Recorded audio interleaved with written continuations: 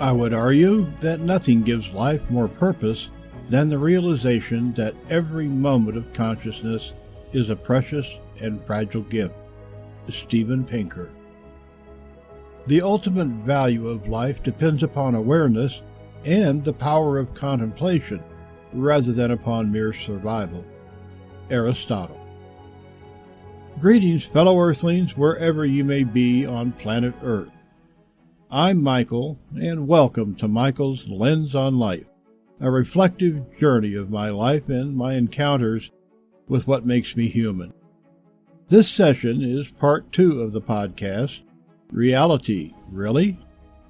In the part 1 session, I summarized some historical facts and personal experiences related to my 50-plus year search for a fundamental grasp of the concepts of awareness, consciousness, and reality. My exploration of reality theory and its attendant philosophies has not resulted in a comprehensive dictionary or academic definition of reality or consciousness. Rather, it's been a developing awareness and personal understanding of the fundamental me and my interpretation of my sense of what reality is or isn't. Taken as a lifelong adventure of spirit and mind, it represents a quest to be able to comfortably grasp an idea that feels so basic but isn't. My search continues to this day, to this very moment, and while I have not achieved an absolute understanding of just what reality might actually be, I have at least arrived at a point where I have begun to understand what it isn't, at least for me. So, let's get started. It's Reality, Really? Part 2. I have several computers located in what we call the studio room at our home. It's an extra small bedroom that houses my electronic toys and where I do Michael's Lens on Life podcast recording.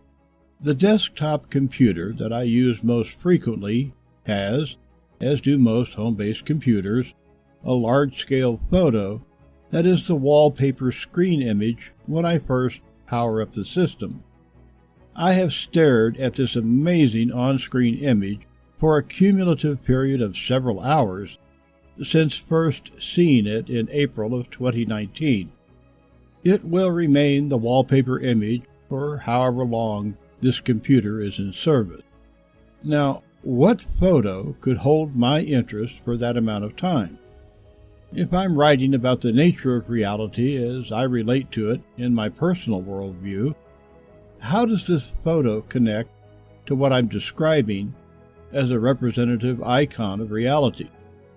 The photo is an image of what lies at the center of M87, a galaxy that is 55 million light-years from Earth.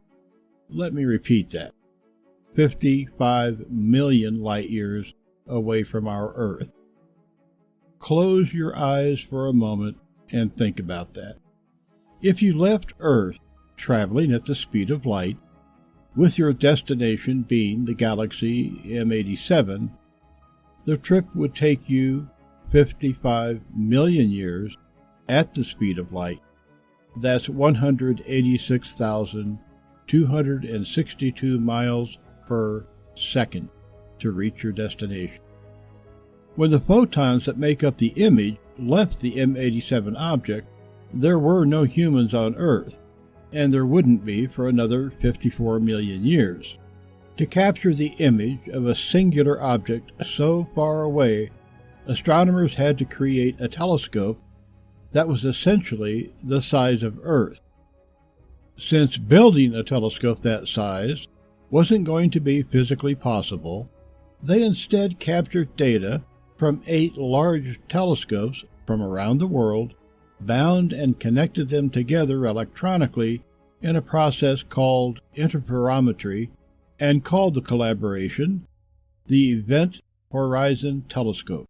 It was a stunning achievement. Arguably, the image, in my humble opinion, is not only the most significant photo in the history of photography, but probably in the history of humanity. It was the equivalent of selecting and imaging a specific grain of sand on a San Diego beach from a point in New York City. I'm speaking, of course, of the first ever image of a supermassive black hole, an object that had been a theoretical subject speculated about and predicted by cosmology as a possibility for many, many decades. Black holes were predicted, in theory, from Einstein's publication of his relativity theory in 1915, and it remained a theoretical model up to just 2019. It is an example of something in our cosmos that was a perfect mathematical model theoretically, but entirely unsubstantial and unobserved in the cosmos as a real physical object. The photo changed all of that. Black holes are real. The size of the black hole object at the center of M87 is 6.5 billion solar masses. It is so large that our entire solar system would just fit inside the event horizon, that black shadow located in the center of the bright donut. And what one sees when looking at the photo is not the black hole itself, because it can never be seen.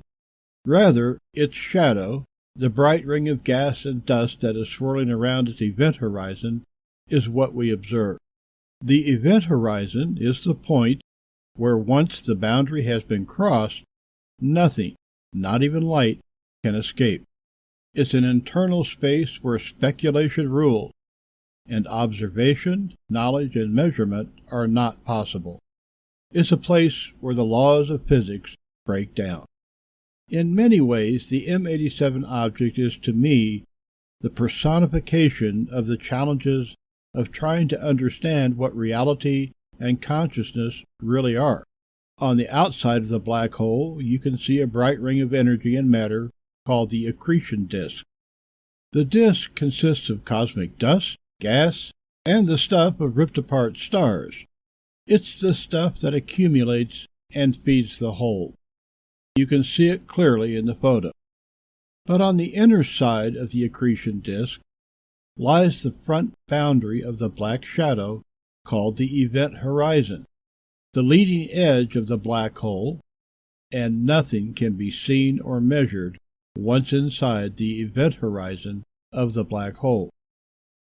Reality, like the black hole, is a something that is surrounded by observable stuff, but which, after a point, cannot be observed, measured, or exposed. It can only be discussed in theoretical terms.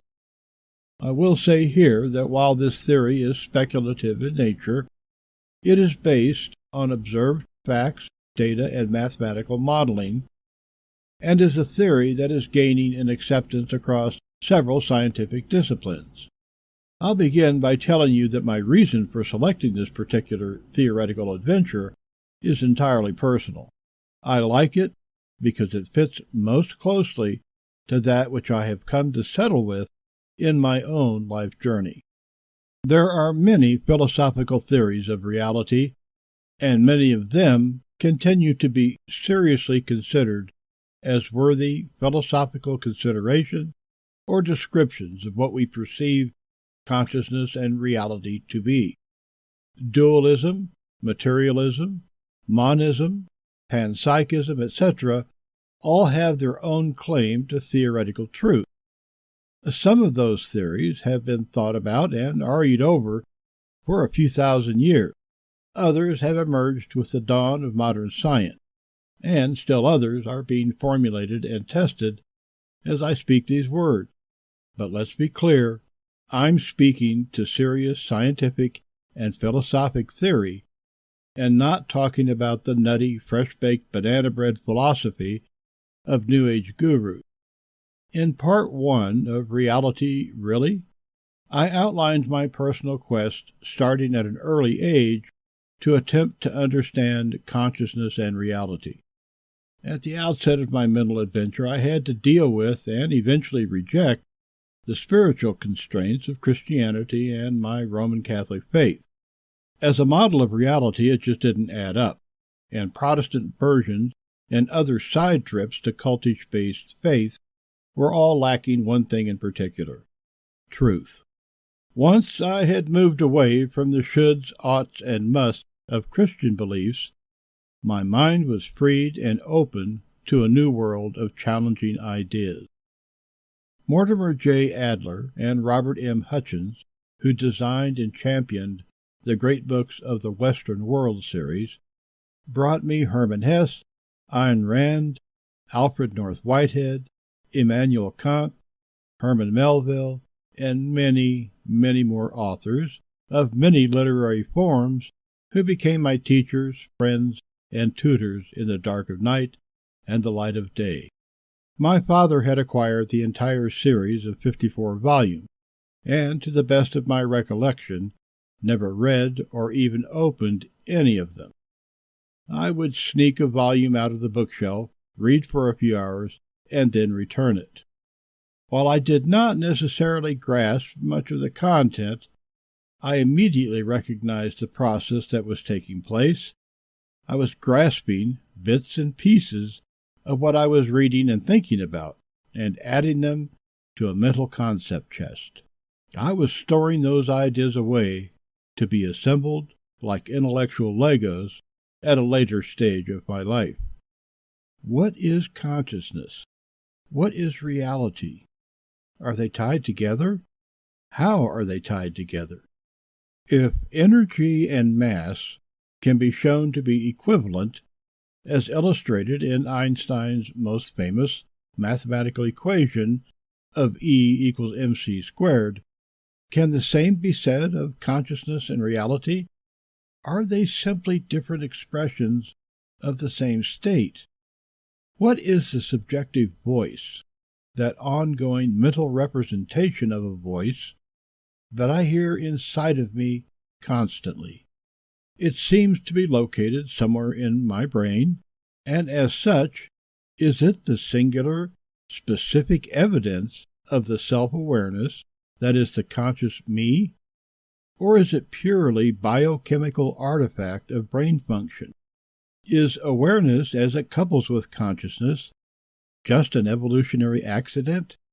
Or does it reside as some external piece of a larger fundamental waveform that connects everything that has cognitive value? Or is it something in between?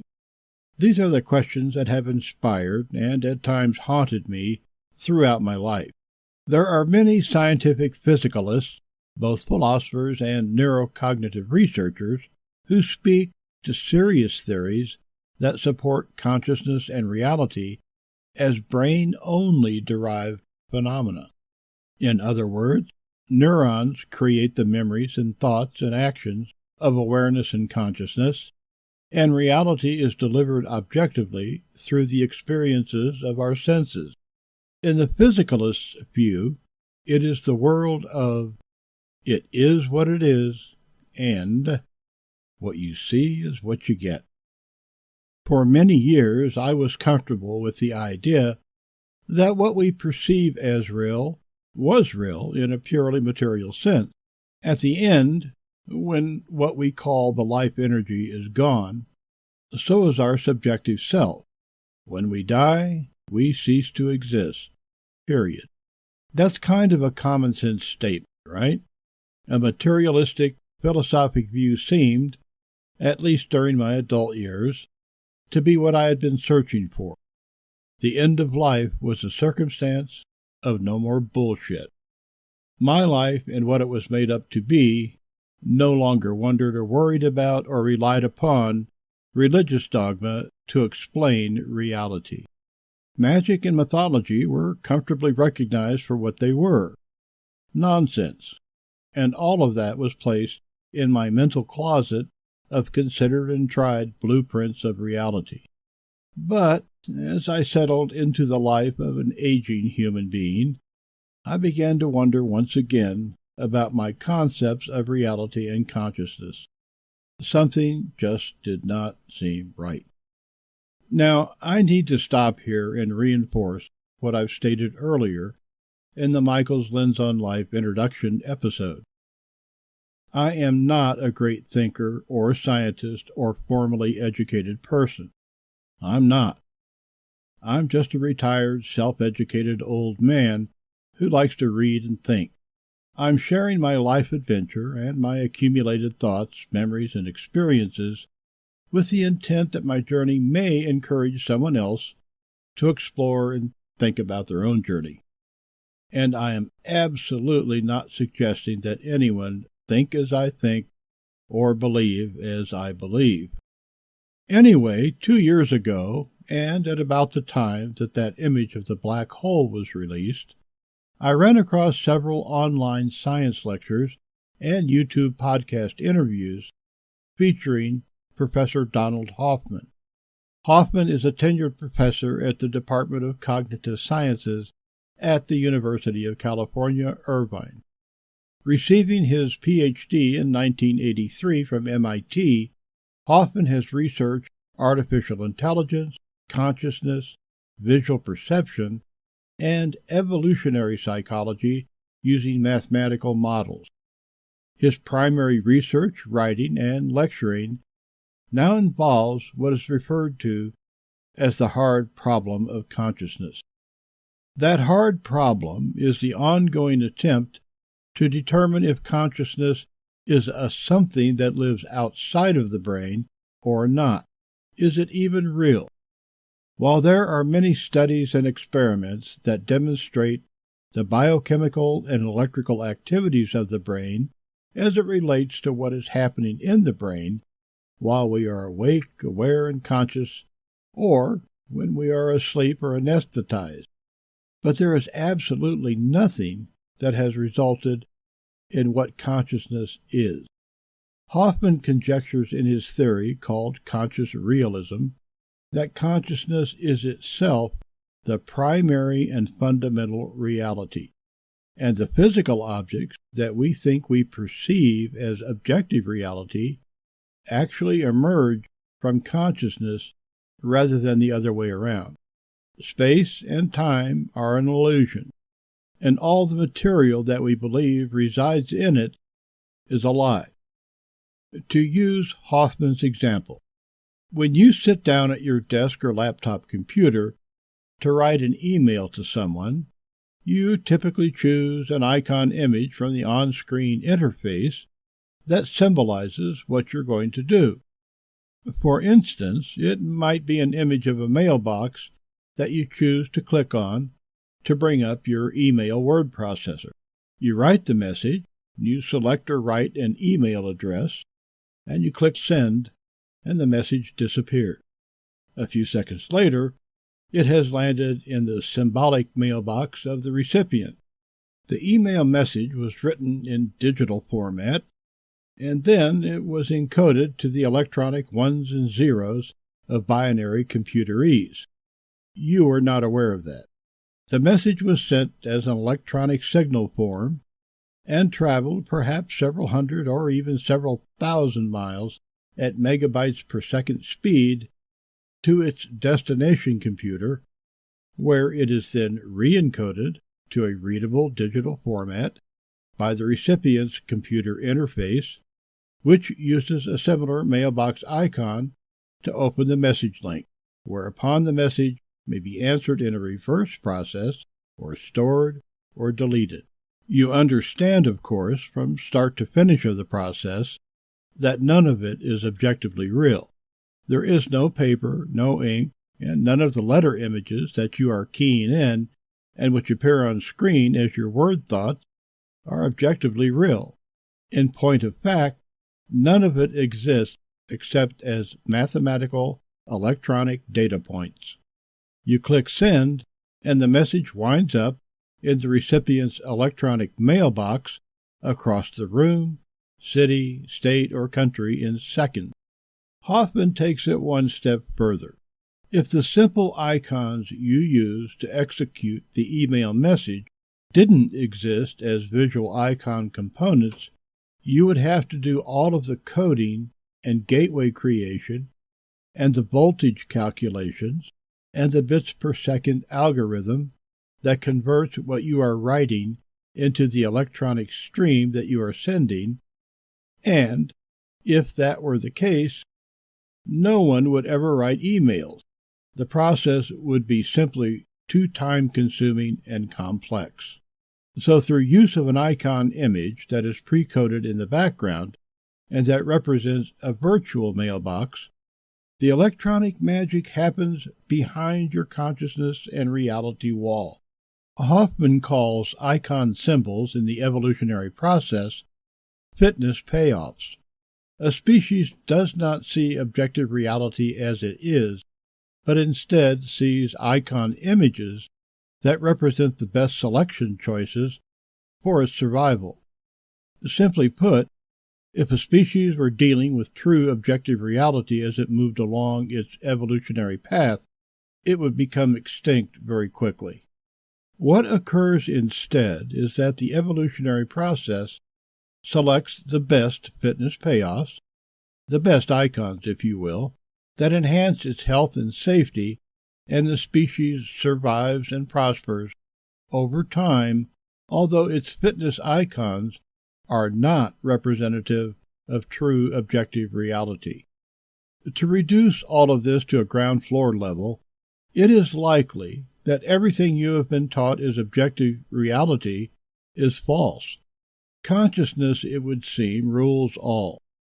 Our sense of reality is purely subjective, and our conscious self lies to us about what is real in favor of fitness payoffs that keep us alive. The true objective reality is beyond our reach, which is fundamental to keeping the human species alive and well. I don't know, of course, whether Hoffman's theory of conscious realism is correct.